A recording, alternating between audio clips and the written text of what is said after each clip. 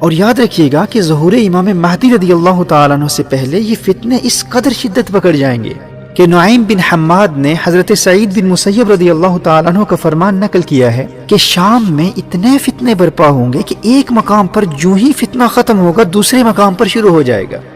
فرمایا اسی دوران فَلَا تَتَنَاهَا حَتَّى يُنَادِي مُنَادٍ مِّنَ السَّمَاءِ إِنَّ أَمِيرَكُمْ فُلَانٍ۔ اس وقت تک یہ فتنے رکیں گے نہیں جب تک آسمان سے ایک منادی کی ندا نہ آ جائے کہ تمہارا امیر فلاں ہے۔ یعنی امام مہدی رضی اللہ تعالیٰ عنہ کی آمد ہو چکی ہے، ان کا ظہور ہو چکا ہے۔ یہ حدیث نعیم بن حماد کی کتاب الفتن میں ہے جو امام بخاری اور امام مسلم کے استاد ہیں۔ اور دوسری روایت میں ہے کہ آسمان سے یہ آواز آئے گی هَذَا خَلِيفَةُ اللَّهِ الْمَهْدِيُّ فَاسْمَعُوا لَهُ وَأَطِيعُوهُ۔ یہ اللہ کا خلیفہ المہدی ہے، اس کی اطاعت کرو، اور یہ آواز مشرق و مغرب میں گونج اٹھے گی، اور اس آواز کی گونج ایسی ہوگی کہ سونے والے بیدار ہو جائیں گے، اس آواز کو سن کر سونے والے اٹھ کھڑے ہوں گے۔ اور امام مہدی مدینہ منورہ میں ہوں گے اور مدینہ منورہ سے مکہ مکرمہ پہنچ کر اقتدار سنبھالیں گے۔ اور پھر کچھ وقت گزرنے کے بعد امام مہدی رضی اللہ تعالیٰ عنہ پر حملے کے لیے سفیانی اپنی فوج بھیجے گا، اور سفیانی کی یہ فوج بیدا کے مقام پر زمین میں دھس جائے گی۔ اب چونکہ سفیانی کی اس فوج کا زمین میں دھس جانا امام مہدی کے ظہور کی علامات میں سے ایک واضح علامت ہے۔ اہل علم نے احادیث کی روشنی میں اس علامت کو ظہور مہدی کی ایک بڑی اور واضح علامات میں شمار کیا ہے۔ جب سفیانی کی فوج زمین میں دھس جائے گی، اس علامت کے ظاہر ہونے کے نتیجے میں دنیا بھر کے اہل اللہ، اولیاء اللہ، ابدال الشام، شام کے بڑے بڑے ابدال، اور اصائب عراق مکہ مکرمہ میں کعبۃ اللہ کے سامنے مقام ابراہیم اور رکن حجر اسود کے درمیان امام مہدی رضی اللہ تعالیٰ عنہ کے ہاتھ پر بیعت کریں گے۔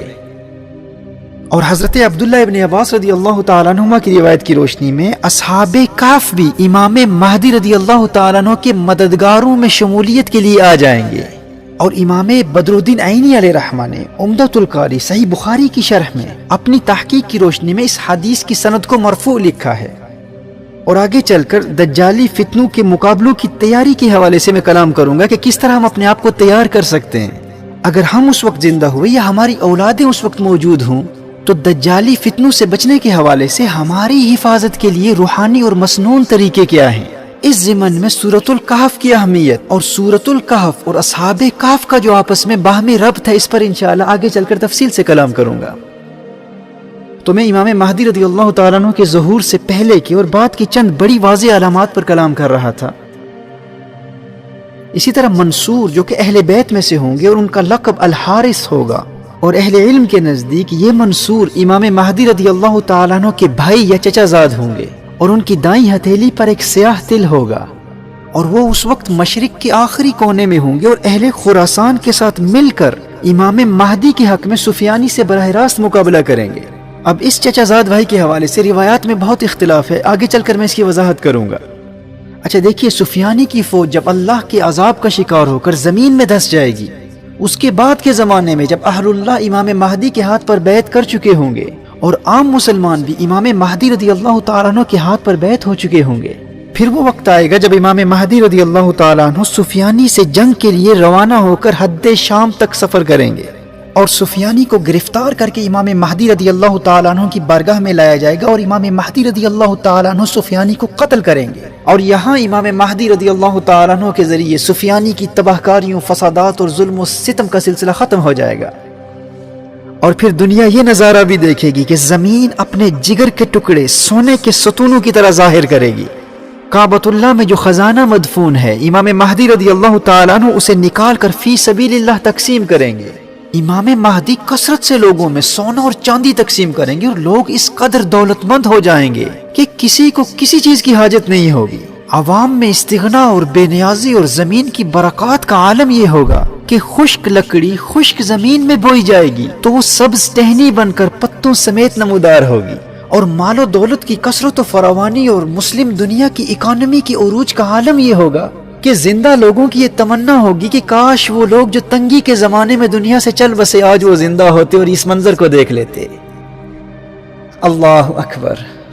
دیکھیے، آج جب پورا عالم کفر اسلام کے چراغ کو بجھانے کی جد و جہد میں کوشاں ہے، اور تمام مسلم دنیا انتہائی قسم پرسی اور پسماندگی کی کیفیت میں ہے، جب ایسے مایوس کن حالات میں ہم ان احادیث کو سنتے ہیں تو امید کی ایک کرن نظر آتی ہے، اور یہی وہ امید ہے جو ہمارے اندر ہمت اور حوصلہ اور محنت کا جذبہ بیدار کرتی ہے کہ وہ دن دور نہیں ہے جب ملت اسلامیہ کو اس کے عروج رفتہ سے دوبارہ آشنا کرایا جائے گا، ہمیں ہماری کھوئی ہوئی وراثت پھر ملے گی۔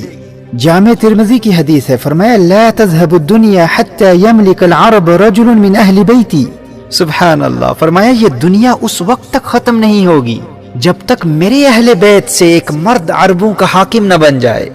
اور سنن نبی داؤد کی حدیث ہے، فرمایا اللہ جل وعلا مجھ سے یا میرے اہل بیت سے ایک مرد کو بھیجے گا، یملأ الارض قسطا وعدلا كما ملئت ظلما وجورا، جو زمین کو عدل و انصاف سے ایسے بھر دے گا جیسے یہ زمین ظلم اور جور سے بھری ہوئی ہے۔ اور سنن نبی داؤد ہی کی ایک اور حدیث ہے، فرمایا المہدی من عترتی من ولد فاطمہ، وہ کون ہوگا جو دنیا کا نقشہ بدل دے گا؟ فرمایا یہ مہدی میری عطرت سے، میری فاطمہ کی اولاد سے ہوگا۔ سبحان اللہ، یاد رکھنا وہ مرد مجاہد جو آج کے اس مفلسی، غربت، قسم پرسی، پسماندگی اور ظلم و ستم کے زمانے کو عدل و انصاف، امن و آشتی، محبت و رواداری، دولت اور خوشحالی کے زمانے میں بدل دے گا، وہ کون ہوگا؟ وہ فاطمہ تو زہرا کی اولاد میں سے ہوگا، اس کی رگوں میں میرے آقا کا خون دوڑ رہا ہوگا۔ اور امام برزنجی نے الاشاع لاشراط الساعہ میں لکھا ہے کہ یہ وہ دور ہوگا جب آل محمد سے بغض رکھنے والے دنیا سے مٹ جائیں گے، تمام مخلوق اس زمانے میں آل محمد سے محبت کرنے والی ہوگی۔ اچھا، امام مہدی کے دور حکومت میں جو امن و خوشحالی کا دور ہوگا، مال و دولت کا دور ہوگا، جب مسلم دنیا کی اکانومی اپنے عروج پر ہوگی، جس میں وہ کثرت سے سونا اور چاندی تقسیم کریں گے، یہ خوشحالی کا زمانہ انہی 7 سالوں میں ہوگا جو الملحمۃ الکبریٰ سے پہلے ہوں گے۔ یعنی یہ وقت اس سب سے بڑی عالمی جنگ، اس آرمیگیڈن سے پہلے آئے گا،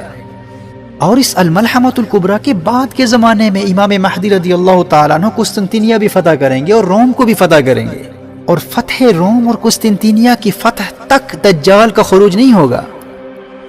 یعنی الملحمۃ الکبریٰ سے چند سال گزرنے کے بعد قسطنطنیہ اور روم فتح ہوگا، اس کے بعد پھر دجال کا خروج ہوگا۔